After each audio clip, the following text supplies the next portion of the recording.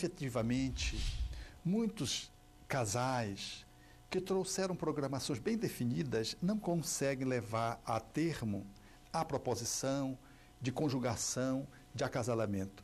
E, por conta de um ou de ambos, sem examinar efetivamente a responsabilidade de cada um, porque isso é um processo de consciência, eles não conseguem manter o acasalamento. E adiam, interrompem, e às vezes saudavelmente, para que não aconteça um crime, processos mais graves, eles interrompem a relação. E separados, eles podem retomar a vida de conjugalidade com outros espíritos, que se sintonizem na mesma faixa de afinidade. Só que sempre é uma perda, nesse sentido de... E quando as pessoas se casam, eu digo, é um grande investimento de energia, de sonhos, e isso vai se perdendo, então é triste, é duro essa dissolução de casamento, mas ela acontece. Essa proposição que o Espírito Emmanuel também contempla quando trata das separações conjugais no livro Vida e Sexo, elas apontam para essa flexibilidade que a vida nos dá, de, em não conseguindo cumprir um compromisso pré-estabelecido, nós de modo algum estamos à margem da evolução e podemos continuar a nossa marcha, fazendo novas interações criativas, amorosas, porque a vida sempre é um espaço para que possamos aprender e crescer, amar e nos iluminar, solitariamente e numa relação conjugal, conjugadamente, compondo novas famílias que representam novas experiências iluminativas no campo da comunidade e no campo da vida em sociedade. Se nós entendemos que uma família é constituída a partir de um projeto de convivência, onde um vai ajudar no crescimento do outro, será que uma família que não seja constituída por um homem e uma mulher, mas por pessoas de uma outra orientação sexual, nós poderíamos considerar um casamento? Há um tempo atrás, pessoas que viviam juntas, elas sentiam que quando um dos dois, por exemplo, falecia, sejam homens ou mulheres, isso criava, às vezes, uma dificuldade com a família. Então, em função do que ocorria no sistema social, é que se colocou a necessidade de buscar meios, e em muitos países já há uma aprovação. Esse ordenamento jurídico que vai se impondo, ele naturalmente resguarda o direito de seres acerca de patrimônio, acerca de gestão de filhos, garantias em torno daquilo que envolve quando um falece.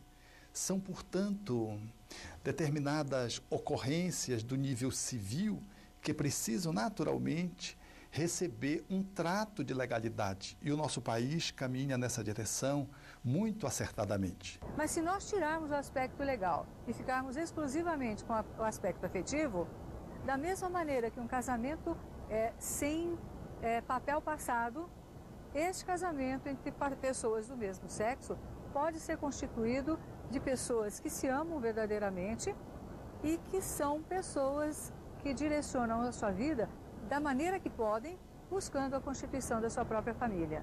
Então nós vemos hoje já a liberação de crianças para adoção por casais de outras orientações sexuais, de casais homossexuais, e a partir de um entendimento de que ali já existe uma família constituída. Então você vê, não é só uma questão de relacionamento, a questão já entra também, né, com os filhos. Algumas pessoas dizem assim, mas o que vai acontecer?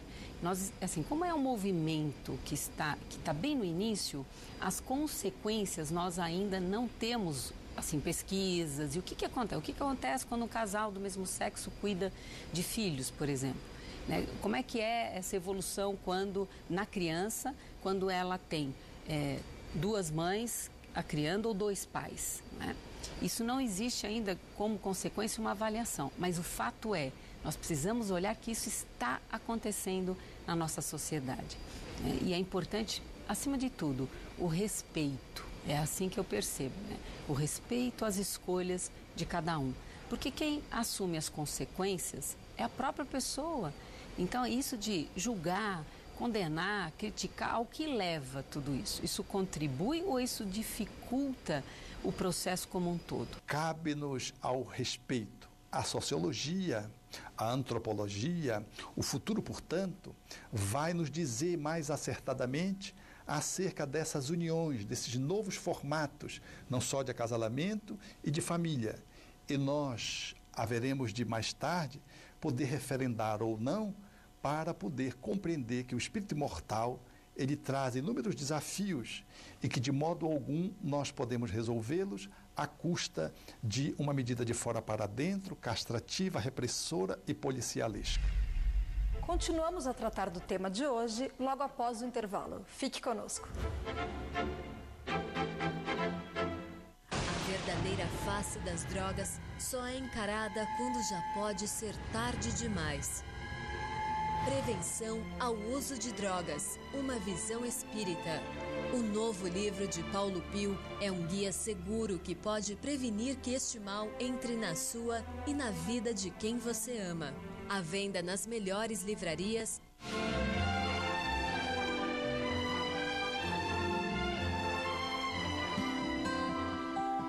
Rede Boa Nova de Rádio no ar, levando paz e espiritualidade para a sua casa.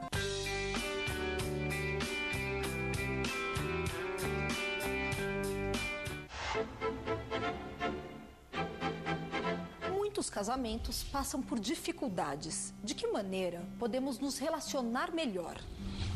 Para que nós tenhamos uma união saudável, nós precisamos primeiramente respeitar espaços, pontos de vista, aceitar aquela pessoa que está do seu lado do modo que ela é. Nós temos que ver o outro como um companheiro em construção, tanto quanto nós. Nós precisamos nos colocar como pessoas em crescimento, ouvir, estabelecer um diálogo. É claro que há diferenças, porque cada um traz a sua bagagem, cada um tem o seu perfil psicológico próprio. Mas é possível sim construir um casamento saudável quando pautamos o nosso comportamento no respeito, no carinho, na fraternidade, na gentileza, na atenção. Uma coisa que eu acho que funciona muito é o casal escolher um dia, pode ser da semana, da quinzena, do mês, para ser chamado Dia do Diálogo. Nesse dia, de maneira amena, já combinada, não é para brigar, não é para cobrar, é o dia em que nós vamos discutir o nosso projeto de vida e reavaliar as nossas funções. É onde um vai contribuir, não com uma crítica mordaz, mas com uma questão que vai realmente motivar o outro de uma maneira positiva. Eu acho que isso faz com que a gente viva muito mais plenamente, com mais felicidade. O casamento é mais alegre, é mais feliz, porque existe companheirismo. Então, eu acho que essa palavra, né, nós precisamos ser companheiros, aceitando um ao outro do modo que a gente é. A gente vai fazendo pequenas mudanças e pequenos ajustes, mas só quando a gente quer, não quando o outro quer, né? O casamento é uma possibilidade extraordinária que leva a criatura a sair um pouco de si mesma, aprendendo gradativamente a pensar no outro. A nossa destinação futura é levar-nos a amarmos-nos uns aos outros irrestritamente, incondicionalmente. Mas como amar a humanidade sem antes aprendermos a amar uma criatura que seja?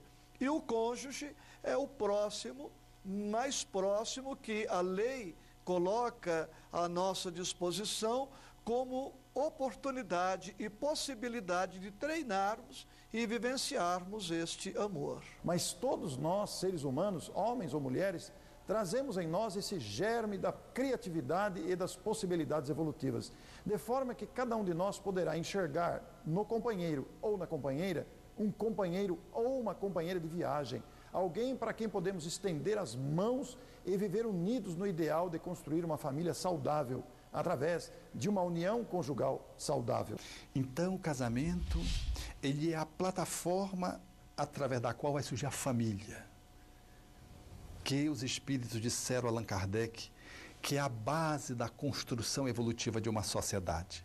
Abolir os laços familiares é a recrudescência do egoísmo, tal como os espíritos responderam ao codificador em O Livro dos Espíritos, quando trata da lei de sociedade. O casamento bem posto, ele exporta para os filhos uma família que vai aprendendo a se conjugar. A família é o centro do nosso desenvolvimento. Muitas vezes o indivíduo acha que a família dele não é a ideal, mas é a família que construímos, que merecemos. Nós temos muitas famílias que funcionam de uma maneira difícil, com um aprendizado, com grandes desafios, mas que existe uma fonte de amor que acaba gerando um equilíbrio. Mas não é importante que não é por acaso que eles estão ao nosso lado que haja grande mudança? E não é maravilhoso que nós tenhamos a possibilidade de auxiliarmos um grupo familiar no crescimento espiritual?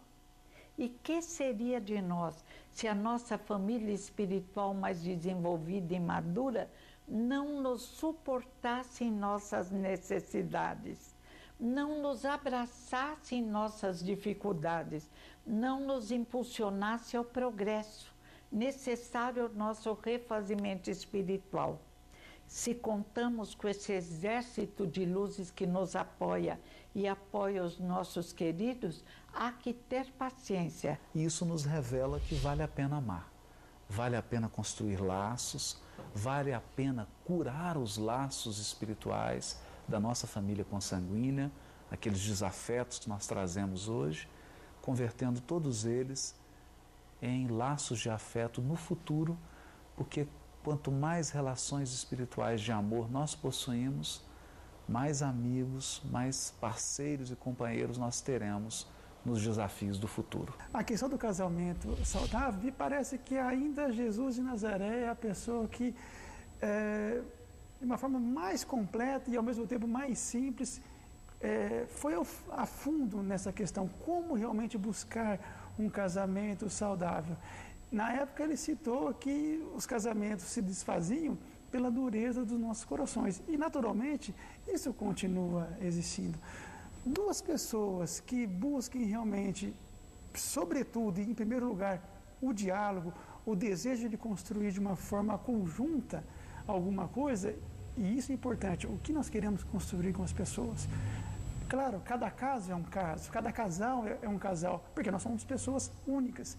Duas coisas únicas se juntando, claro, dá uma outra coisa única, e é assim que é cada casal.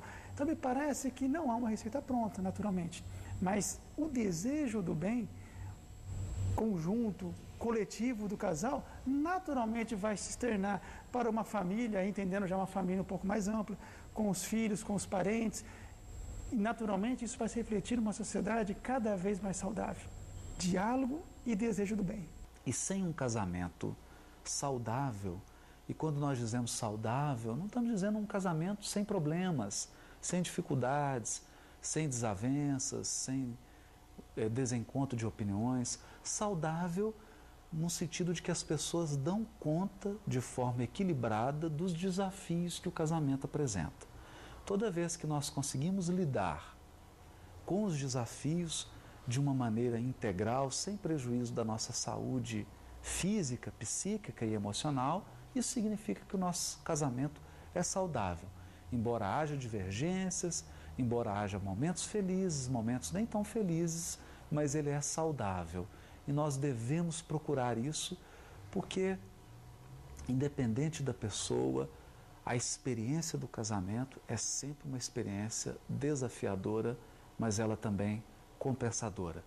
Porque nesses desafios da intimidade, nessas lutas e nessas alegrias que o casamento apresenta, a alma consegue um burilamento espiritual dificilmente capaz de ser conseguido em outras atividades.